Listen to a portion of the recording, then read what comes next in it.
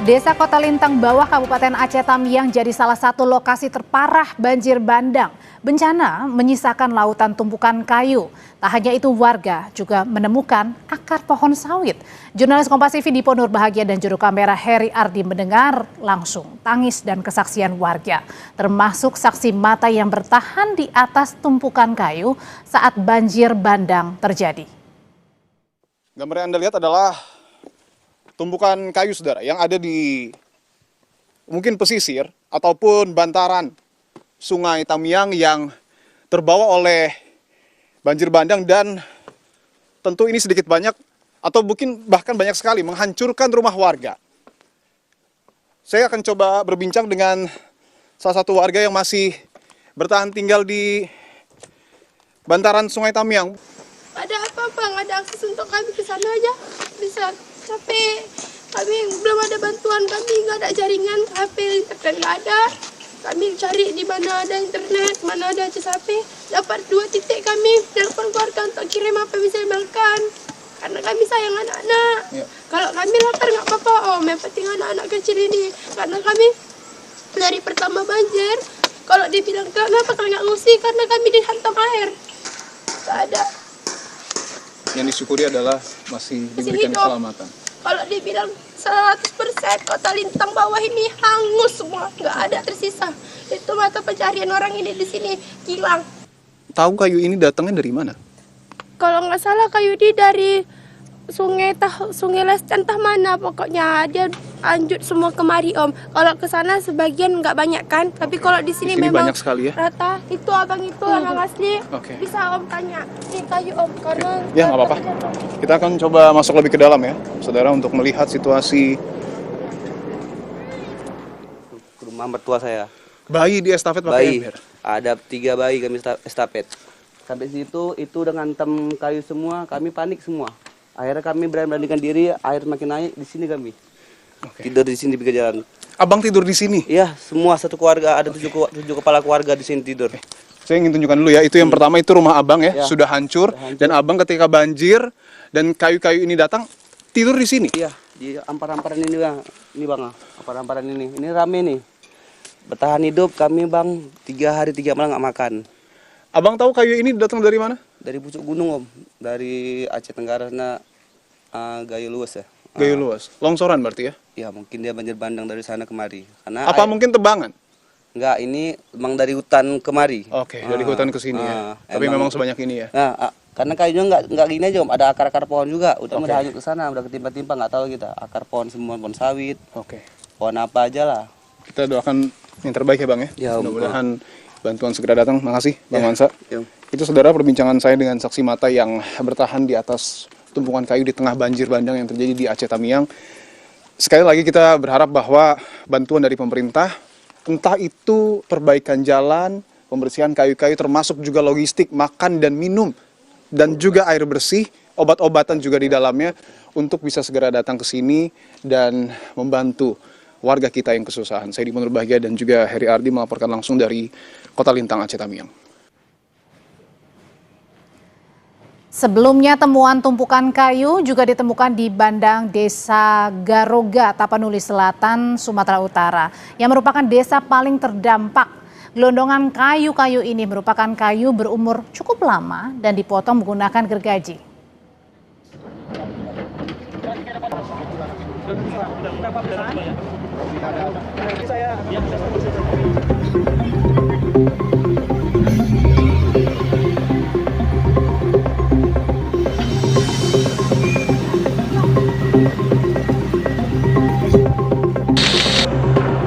Satgas PKH Kejaksaan Agung mendalami dugaan tindak pidana pembalakan liar yang terjadi di Provinsi Sumatera Utara, Sumatera Barat, dan Aceh. Penyelidikan diperlukan untuk mengetahui apakah banjir bandang yang terjadi di ketiga provinsi itu murni disebabkan faktor alam atau ada keterlibatan manusia melalui praktik ilegal logging dan pertambangan. Untuk itu, tim Satgas PKH Kejaksaan Agung saat ini sudah disebar ke 3 provinsi yang terdampak bencana. Tim akan menelusuri area perkebunan hingga pertambangan, termasuk menyelidiki batang-batang kayu gelondongan yang terbawa banjir bandang. tim Satgas PKH juga sudah bergerak mendatangi beberapa lokasi yang diduga adanya perbuatan-perbuatan yang merusak lingkungan hidup sehingga rusaknya ekosistem. Dari mulai kemarin sudah bergerak di 3 wilayah itu, baik itu di wilayah Aceh, di wilayah Sumatera Utara dan Sumatera Barat. Ini khusus terkait dengan kawasan hutan ini yang rusak nih gitu kan. Apa nanti di situnya ada tambang atau nanti sedang didalami. Apakah ini nantinya akibat seperti dari apa, pada dari rusaknya kawasan hutan atau akibat tambang, nanti didalami oleh. Yang jelas tim PK sudah bergerak. Sementara itu, Wakapolri Komjen Dedi Prasetyo memastikan tim penyelidik sudah bergerak mengumpulkan bukti, menelusuri rantai distribusi kayu ilegal, dan mengidentifikasi aktor intelektual di balik praktik penebangan liar. Tim sus ini berkoordinasi dengan Polda Sumbar dalam penyelidikannya. Banyaknya temuan gelondongan kayu saat banjir bandang di Sumatera Barat, Pak. Itu apakah akan diselidiki, Pak? Ya, yang Barreskrim sudah bentuk tim. Barreskrim nanti tentunya akan berkolaborasi dengan Polda Sumatera Barat untuk pendalaman dan penyelidikan terkait kasus. Oke, terima kasih, Pak. Kalau terkait nanti akan kita lakukan penyelidikan, apakah betul bahwa barang-barang atau kayu yang terbawa oleh air tadi betul hasil pembelakan seperti itu, akan kita lakukan penyelidikan lebih lanjut. Sepekan lebih pasca bencana, tumpukan kayu gelondongan masih memenuhi kawasan terdampak di sejumlah kabupaten kota di Provinsi Sumatera Barat. Di Kota Padang bahkan, tumpukan kayu gelondongan hanyut hingga ke laut dan memenuhi bibir pantai Parkit di Kelurahan Air Tawar Barat, Kecamatan Padang Utara, Kota Padang. Tim Liputan Kompas TV. Satgas PKH sudah turun ke 3 wilayah bencana mengusut penyebab kerusakan hutan. Lalu siapa di balik kayu-kayu gelondongan yang menghancurkan permukiman warga? Kita bahas bersama mantan Kabar Reskrim Polri, Ito Sumardi. Pak Ito, selamat sore. Selamat sore, Pak. Dan hadir juga juru kampanye Hutan Greenpeace Indonesia, Anggi Putra Prayoga. Mas Anggi, selamat sore. Baik, selamat sore. Ya, saya mau ke Pak Ito dulu. Pak Ito, dari Kejagung ini mengatakan bahwa tim Satgas PKH akan menelusuri area perkebunan hingga pertambangan di wilayah bencana. Biasanya barang bukti seperti apa sih yang kemudian bisa jadi indikasi bahwa betul di sana ada perusakan area? Ya, baik, Mbak. Pengalaman saya ya waktu saya menjabat Kapolda Riau, kemudian Kapolda Sumsel, kita memang harus menggunakan alat transportasi helikopter ya. Karena hanya dari atas kita bisa menelusuri kayu itu dari mulai hilir ke hulu. Nah, kemudian penyebabnya yang pernah kami alami itu tentunya bukan hanya dari penebangan ilegal, bahkan dari perusahaan yang ilegal, yang legal pun itu juga bisa menyebabkan kejadian tersebut. Nah, biasanya modusnya itu mereka menempatkan kayu-kayu itu dari hulu ke hilir di sungai sepanjang berapa kilometer supaya kayunya itu kulitnya terlepas, kemudian diikat, ditarik dengan tongkang. Itu pengalaman saya. Nah, selama ini kan kita tidak pernah terjadi banjir bandang yang seperti sekarang. Tentunya kalau kayu-kayu ini cakupan hutan yang dibuka itu sangat luas, maka tentunya itu tidak mampu untuk menahan air. Dan air inilah yang kemudian membawa longsoran ya masuk ke dalam sungai sehingga akhirnya sungai itu akan meluap ya. Dan tentunya yang kita lakukan di sini harus dilakukan penelusuran. Tidak mudah ya, Mbak, karena dulu juga pengalaman saya penelusuri sampai ke hulunya itu kita harus menggunakan alat transportasi udara, kemudian lakukan pengamanan, dicek kemudian apakah izin-izinnya itu legal atau ilegal. Bahkan yang legal pun juga itu juga sebagai penyebab ya kayu-kayu itu yang bisa akhirnya menyebabkan terjadinya banjir ya, karena mereka menempatkannya di sungai-sungai ya. Dalam kayu-kayu ini sebenarnya digunakan untuk apa sih? Ya dijual lah, Pak, dijual ya. Jadi kesulitannya ya itu pasti karena harga kayu memang tinggi ya. Karena mereka juga di sini kan memanfaatkan masyarakat tempatan ya, masyarakat setempat yang kondisi sosial ekonominya itu sangat memprihatinkan. Jadi memang serba sulit kalau menegakkan ini. Tentunya yang harus kita sasar adalah para pemodalnya. baik yang itu legal maupun yang ilegal. Nah, di sini harus dilakukan kembali masalah melakukan penelitian kembali izin-izin ini apakah memang harus diteruskan atau tidak, apakah memenuhi persyaratan atau tidak, karena biasanya mereka itu memperluas sendiri ya untuk area yang diizinkan. Nah, ini tentunya menjadi bahan dari para penegak hukum, terutama baik kepolisian, mungkin juga dengan kejaksaan dan instansi kehutanan untuk bisa melihat apakah izin ini memang yang diberikan sesuai dengan ketentuan atau tidak, karena izin dikeluarkan harus ada perizinan dari Kementerian Lingkungan Hidup ya, maupun dari Kementerian Kehutanan. Oke, harus ada 2 izinnya ya kalau dari Kementerian Lingkungan Hidup dan juga Kehutanan ya Pak Ito. Apalagi mungkin juga semakin susah atau diperparah dengan tidak ada perusahaan yang memang ada di situ gitu ya. Iya betul, ya itulah kan yang diambil kayunya Mbak ya, nanti di ujung itu mereka dibawa ke sawmill. Sawmill itu biasanya terletak di sekitar sungai ya, di sekitar sungai. Jadi kita pernah melakukan patroli bersama Pak Gubernur ya, Pangdam, ya kita temukan sawmill itu ada di sekitar sungai, karena tidak mungkin sawmill itu ada di atas ya, itu yang menyebabkan, karena kan kayu-kayu ini terletak di ketinggian. Kemudian mereka diluncurkan dengan seperti rel masuk ke dalam sungai, didiamkan sampai dengan kulitnya terlepas, diikat, kemudian ditarik dengan tongkang masuk ke tempat sawmill. Nah, disinilah pusatnya, kita harus melihat penyelidikannya harus dari hilir sawmill-sawmillnya, kemudian dari hulunya adalah di mana tebangan kayu tersebut. Ini juga saya tentunya dulu pernah melibatkan juga dari jaringan-jaringan teman-teman dari yang lingkungan hidup ya, Jika Lahari dan sebagainya. Ini juga penting untuk melakukan pengawasan dan bagaimana kita bisa mengetahui penyebab daripada penebangan ilegal tersebut, Mbak. Dari pandangan Greenpeace sendiri, Mas Anggi, kalau tadi Pak Ito bilang ada mulai dari hulu ke hilir, ada mulai dari kayu yang ditebang, kemudian dipisahkan, kemudian dibawa sampai diperuntukkan baik itu untuk perusahaan legal maupun ilegal. Pertanyaannya, hanya perusahaan itu sendiri yang melakukan atau ada banyak orang nih di belakangnya, ada backing mungkin? Ya, jadi ini sangat erat kaitannya ya, karena pemanfaatan kayu ini masif.